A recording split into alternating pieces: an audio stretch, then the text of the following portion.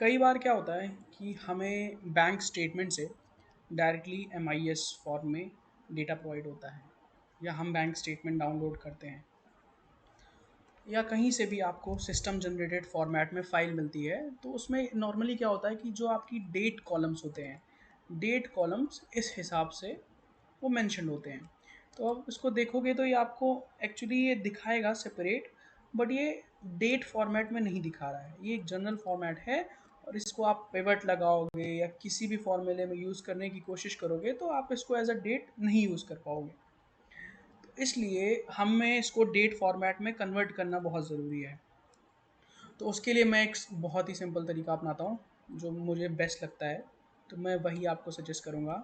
Simply आपको करना कुछ नहीं है, आप पूरा डेटा अपना डेट सेलेक्ट कर लीजिए, स्लैश आपको दिख रहा होगा ये जो डेट है। तो डेट में नॉर्मली हम लोग डैश यूज़ करते हैं, डैश भी यूज़ करते हैं, स्लैश भी यूज़ करते हैं। तो आपको करना क्या है सिंपली कि ये जो डैशेज़ हैं इनको हम इससे रिप्लेस कर देंगे, तो ये इंटरचेंजेबल है बेसिकली। तो इससे क्या होगा कि ये सिस्टम इसको डेट फॉर्मेट में रिकग्नाइज कर लेगा जस्ट बाय डूइंग दिस। अब मैंने इसको रिप्लेस में स्लैशेस को डैश से रिप्लेस कर दिया और फिर मैं यहाँ पर रिप्लेस ऑल पे क्लिक कर दूंगा। अब इसने 588 वैल्यूज़ अपडेट कर दी। अब ये देखिए आपका पूरा डेटा ये डेट फॉर्मेट में आ चुका है। अब आप इसको कहीं भी फॉर्मूले में यूज़ कर सकते हैं, कंपेयर कर सकते हैं, जो करना चाहें कर सकते हैं। ये चीज़ करने के बहुत तरीके हैं, बट सबसे सिंपल मुझे यही लगता है। And this was told to me by one of my colleagues, so I am very thankful to her for teaching me this. तो मुझे बहुत हेल्पफुल लगता है। लार्ज डेटा, वॉल्यूमिनस डेटा, कोई भी दिक्कत हो, just simply select the entire data and use the replace function. और ये उल्टा भी कर सकते हो कि यहाँ पे अब ये डेट फॉर्मेट में, मानो कि ये ऐसे लिखा होता फिर भी ये डेट फॉर्मेट में नहीं होता, तो आपको कुछ नहीं करना था, आप सिंपली इसको रिप्लेस में फाइंड में डैश कर देते और रिप्लेस विथ स्लैश कर देते, तो भी ये आपका डेट फॉर्मेट में कन्वर्ट हो जाता। तो इट वर्क्स ईदर वे, उसमें कोई दिक्कत नहीं है। तो ये बहुत ही हैंडी आता है मेरे लिए, तो पर्सनली बहुत ज़्यादा ज़रूरत पड़ती है। कभी कभार बहुत सारा डेटा होता है जो डेट फॉर्मेट में आता ही नहीं, कितनी भी कोशिश कर लो। तो ये बहुत ही ज़्यादा इजी शॉर्टकट है, आप इसको यूज़ करो, it should be much helpful to you. अब दूसरी चीज़ पे आते हैं। दूसरी चीज़ क्या है? दूसरी चीज़ है वीलुकअप फंक्शन। अब वीलुकअप फंक्शन के लिए चलो एक डेटा प्रिपेयर कर लेता हूँ मैं। Name, let's say name, and then the class and the marks, ठीक है, and then the subject, or let's say we put marks here and subject is not here. So I'm just mentioning here name, let's say AK, VK, SK, DK, LK, these are students, okay। तो ये students हैं, इनके marks ये हैं 80, 70, 75, 74, 72, what ever. मैं बोल कुछ और रहा हूँ, लिख कुछ और रहा हूँ, उस पर ध्यान मत दीजिएगा। ये उन स्टूडेंट्स के मार्क्स हैं, ठीक है। तो अब हमें क्या करना है, ये डेटा हो गया। अब मानो हमारे पास, हमको नहीं पता कि ये किस सब्जेक्ट में इसके इतने मार्क्स आए हैं, और ये डेटा हमारे पास इस शीट में ना होके एक दूसरी शीट में है, जहाँ पे उसके खाली नेम लिखे हैं और सब्जेक्ट्स लिखे हैं, किस किस सब्जेक्ट्स में उस बच्चे ने एग्ज़ाम्स दिए हैं। तो नेम्स, ये नेम्स हैं उनके, और सब्जेक्ट कौन कौन से हैं? सब्जेक्ट लेट्स से ये मैथ्स हो गया, ये साइंस में था, ये फिज़िकल एजुकेशन में था, ये सोशल स्टडीज़ में था, और ये हिंदी में था। अब हम इस शीट पे वापस आते हैं।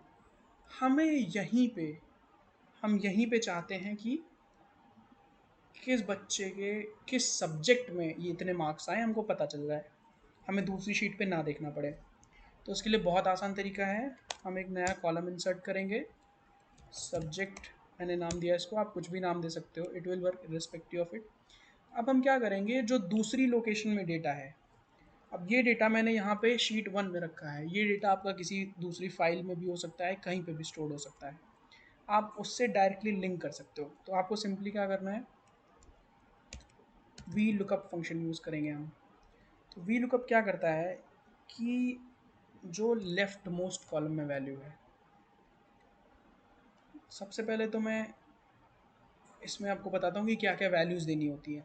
तो सबसे पहले क्या वैल्यूज़ देनी होती है इसको, कि आपको देखना क्या है, ढूंढना क्या है।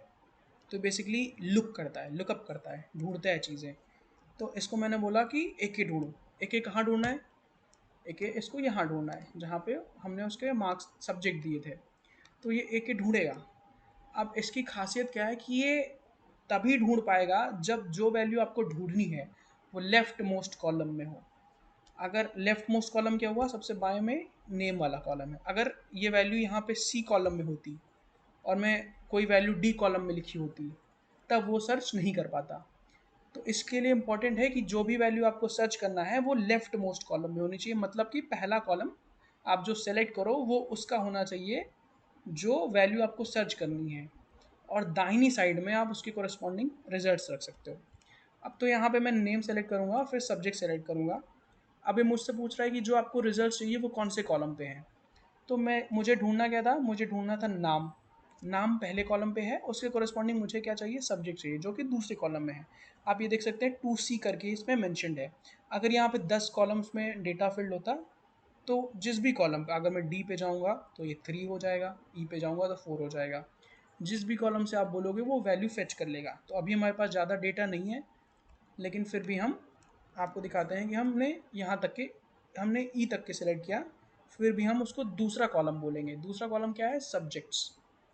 तो दूसरे कॉलम से वो हमको एग्जैक्ट मैच, अप्रॉक्सीमेट मैच, ये आप करना। मैं तो इसको एग्जैक्ट मैच ही लेता हूँ, ठीक है। तो एग्जैक्ट मैच हम लोग अभी यूज़ करेंगे। अब इसको मैं क्लोज कर दूँगा। क्या हुआ, ये नहीं आया यहाँ पे, ठीक है।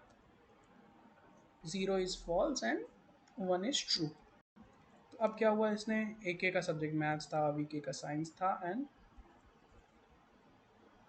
अब आप इस पर ध्यान रखिएगा कि अगर आप बहुत ज़्यादा डेटा है आपके पास, तो आप इन फील्ड्स को लॉक कर दीजिएगा, वरना ये फील्ड्स वेरिएबल हैं, ये चेंज होती रहेंगी। तो चेंज होती रहेंगी तो आपका वो जिस डेटा में सर्च कर रहा है वो भी चेंज होता रहेगा। तो अगर वो चेंज होगा तो आपके यहाँ वैल्यूज़ प्रॉपर नहीं आएंगी। तो ये इंपॉर्टेंट है कि इन फील्ड्स को आप लॉक कर दें जिससे आप डेटा सर्च कर रहे हैं। इसको F4 प्रेस करेंगे तो ये फील्ड्स लॉक हो जाएंगी। अब मैं इसको नीचे ड्रैग करूँगा तो ये वैल्यू कांस्टेंट रहेगी। ये सर्च करेगा अक्रॉस B1 टू E6, उसी में ये सर्च कर रहा है। तो ये बहुत मैंने स्मॉल डेटा के साथ आपको ट्यूटोरियल दिया है। आप कितना भी ह्यूज डेटा हो तो ये चीज़ आप एक्सट्रैक्ट कर सकते हो। एंड रिमेंबर कि always use false for an exact match. If you use true the results might be inconsistent. तो आपको ध्यान क्या देना है, आप सिंपली यहाँ पे ज़ीरो लिख सकते हो, ज़ीरो लिख दो यहाँ पे। और यहाँ पे कोशिश करो कि आपका एग्जैक्टली जो आप चीज़ सर्च करना चाह रहे हो दोनों जगह आइडेंटिकल हो, वरना वी लुकअप प्रॉपरली फंक्शन नहीं करेगा।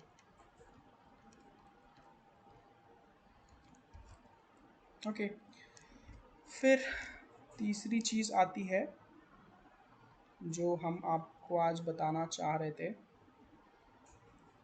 तीसरी चीज़ आती है एग्जैक्ट फंक्शन। तो एग्जैक्ट फंक्शन क्या होता है, लेट्स से कि अब मैं इसको यहाँ पे एक डॉट कर दूँ, तो क्या हुआ, इसने यहाँ पे वैल्यू एरर थ्रो कर दिया इसने, क्योंकि ये तो एग्जैक्टली मैच कर रहा था, राइट। तो इसने एरर क्यों दे दिया मुझे तो नहीं पता। लेट से यहाँ पे कुछ लिखा होता, अक्षय लिखा होता, अक्षय के बाद डॉट लगा होता, मैंने ध्यान ही नहीं दिया। या एक लिखा है, एक के बाद डॉट लगा है तो मैंने ध्यान ही नहीं दिया, तो अब ये एरर थ्रो कर देगा। तो इसके लिए मैं क्या कर सकता हूँ, अब ये बहुत स्मॉल डेटा है, 5 वैल्यूज़ लिखी हैं तो आप बहुत ईजिली फिगर आउट कर ले रहे हो। लेकिन अगर ये मानिए 10,000 रोज़ में डेटा है तो आप नहीं पकड़ पाओगे इस चीज़ को। तो उसके लिए क्या करेंगे, हम एक एग्जैक्ट फंक्शन यूज़ करते हैं। एग्जैक्ट फंक्शन क्या यूज़ करेंगे, हम कंपेयर करेंगे जो वैल्यूज़ हमने यहाँ लिखी हैं वो वही हैं जो हम चाह रहे हैं, कुछ डिफरेंस तो नहीं है। तो हम ये कंपेयर करेंगे कि ये जो ए के लिखा हुआ है यहाँ पे, वो ये यहाँ जो हमने डेटा लिखा हुआ है उसके बराबर है कि नहीं है ये चीज़, हम इसको चेक करेंगे। तो देखिए ये फॉल्स आ गया। अब मैं बाकी चीज़ों पे भी कंपेयर करता हूँ। अच्छा, ये मैं इसको ड्रैग करने के लिए नीचे कंट्रोल डी यूज़ करता हूँ। तो ये फीचर भी आप यूज़ कर सकते हो। कंट्रोल डी से क्या होता है, ऊपर वाला फॉर्मूला वो एग्जैक्टली नीचे रेप्लिकेट कर देता है। तो आप देखो अब ये क्या है, ये एग्जैक्टली मैच नहीं कर रहा है, इसलिए आपका वीलुकअप एरर थ्रो कर रहा है यहाँ पे।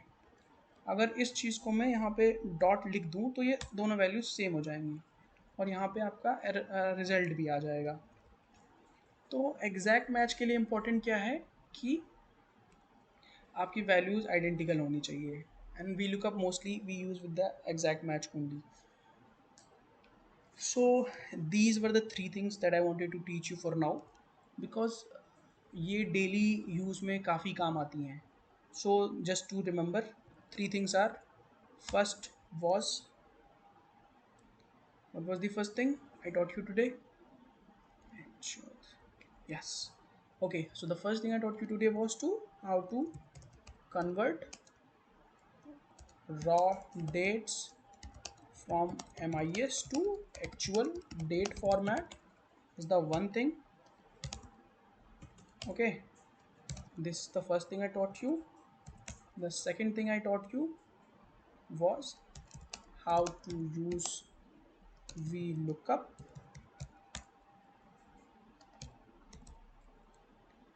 Okay. The third thing I taught you was how to use the exact function to compare values.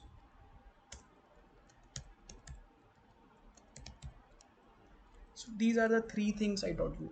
And remember, this exact function can work on dates and any value you like. Let's say this is 21/8/2022 and here I write 22/28/2022. So if I want to compare whether these two dates are same, it will throw an error. And if I update it to 21, it will be true. So you can use this function anywhere. It is very helpful and comes in very handy at most places. So three things for today: how to convert general format dates, raw data into date format, how to use the VLOOKUP function, and how to use the exact function. If you need any help with using these functions, बताना मुझे. Okay, bye bye.